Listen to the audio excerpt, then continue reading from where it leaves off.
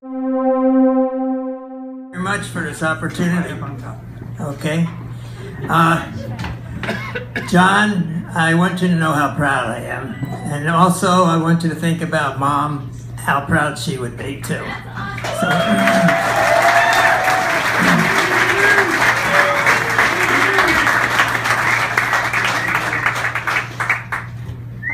and I tried to just think back, you know, when the band started and before that, when Jon was learning to play the drums and so forth, and just certain things just sort of popped right out. And I don't want to take a lot of time, but I'm gonna talk about some of those.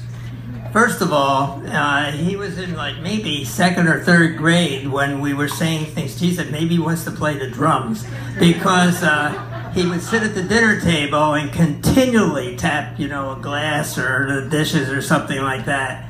But we didn't know what was ahead of us.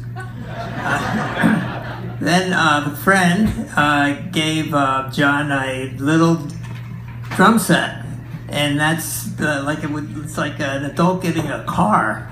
And he worked on that for quite a long time. He had a band just like kids do in high school and so forth. It was terrible.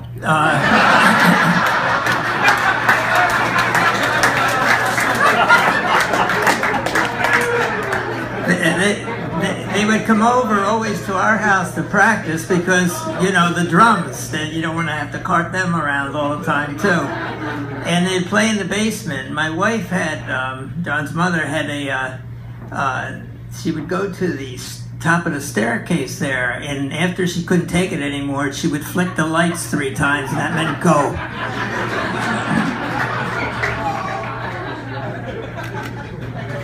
Jon was a really good student, and he went to University of Vermont, where he met the other 3 members of the band, and he went to study engineering. He also went with his drum sets, so you know, we always encourage him because you do have to try what you feel like is important to you. But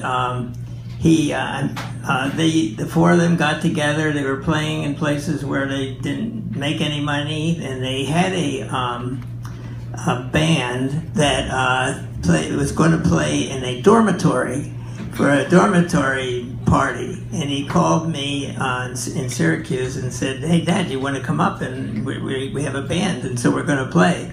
I said, "Sure." So I went up to the University of Vermont and, you know, found the guys in there.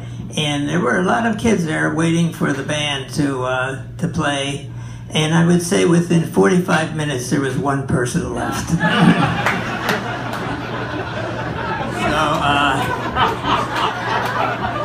So I didn't know, maybe, you know, engineering seems to be the right thing. And then I got a call in April of his freshman year to my office, and I knew something like this was going to happen, okay? And he said, "Dad, you're really going to be upset with me. If I don't watch out, I'm going to become an engineer." And I said, "Well, yeah." It seemed like a good idea. But they left University of Vermont, went back to college later on, and started Phish. And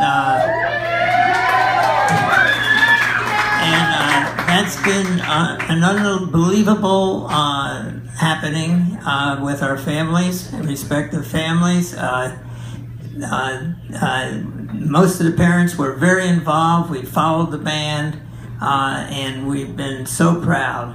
Jon is mainly self-educated as far as the drums are concerned. He took some lessons, but not many, and he would every single day go down in that basement and work on the drums seriously.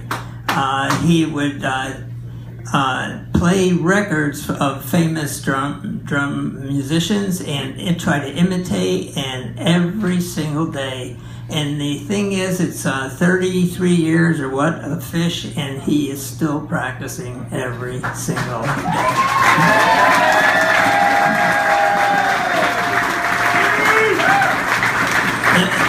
There's a sort of a funny story that pops out, and that is, you know, they would horse around a lot on the stage sometimes, and usually the horse was Jon, and so yeah, he'd run around, you know, and I don't know if you know, but my son wears a dress.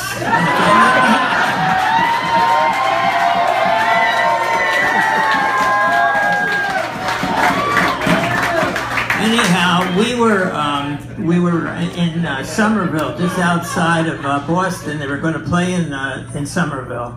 I think that was the location, and we're in an apartment. Some friends of his, and Jon had this thing where he pulls out an Electrolux vacuum cleaner, which is in the Hall of Fame, by the way, in Cleveland. So. But anyhow, he would turn it on, and by the way, it was an Electrolux, and it could only be an Electrolux because that's what he grew up with. Makes sense? Okay, so he would put that in his mouth, you know, turn on that thing, and it was like he farted. That's about the way that sound was. And but he says to his mother, do you want to learn to do this, you know? And she was on the stage, you know, and she was afraid of going up on the stage. And so they practiced there a little bit as the noise came out of this vacuum cleaner, and she got up on the stage, and she sort of did it, and but a star was born. And she insisted on doing this time after time after time. And they didn't want to do that. And Paige, the keyboardist, came to me and said, how do we handle this? How can we stop her from doing this? And so, in fact, one time she was right in front of the stage, okay, and she wanted to go up and play the vacuum cleaner, and she actually was able to grab a hold of Trey's, the guitarist, pants, and she tugged on him, I want to play the vacuum cleaner. So Paige came to me and said, how do we do this? I said, I don't know, I can't get her to do anything I want to do. And so time went on, and she's begging to go up on the stage, you know, again, and the guys are feeling really bad. And then all of a sudden she came to me and she says, you know what, I can't play the vacuum cleaner anymore. I'm going to get the band in an awful lot of trouble. And so I said, why? What did they say? Because I was interested in how they figured it out. And he says, I'm not in the musicians union.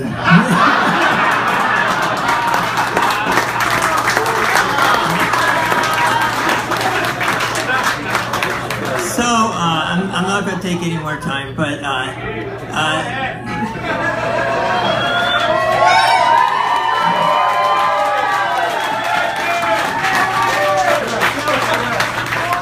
didn't make any more notes. But